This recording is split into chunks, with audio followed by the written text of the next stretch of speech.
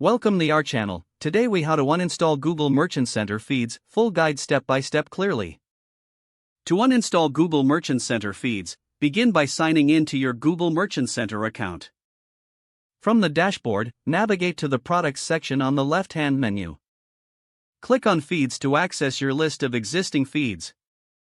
Identify the feed you wish to uninstall from the list provided. Select the feed by clicking on its name. Once selected, locate the three-dot menu icon in the upper right corner of the Feed Details page. Click on the three-dot menu to reveal additional options.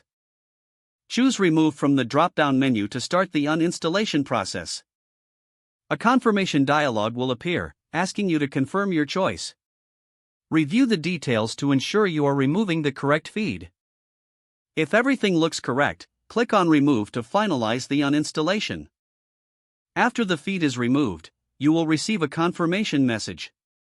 Return to the Feeds section to ensure the feed has been successfully removed from the list. This process will help keep your Merchant Center organized and efficient. If needed, you can always create a new feed later. For any errors or issues, check the Google Merchant Center Help Center for assistance.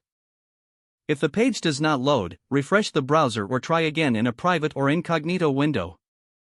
Make sure you are using the correct email address, then retype it carefully to avoid small typos.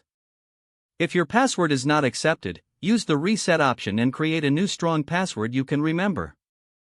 Check your spam folder for verification or security emails, then complete any requested confirmation steps. Enable two-factor authentication if available to improve account security and reduce unauthorized access risk.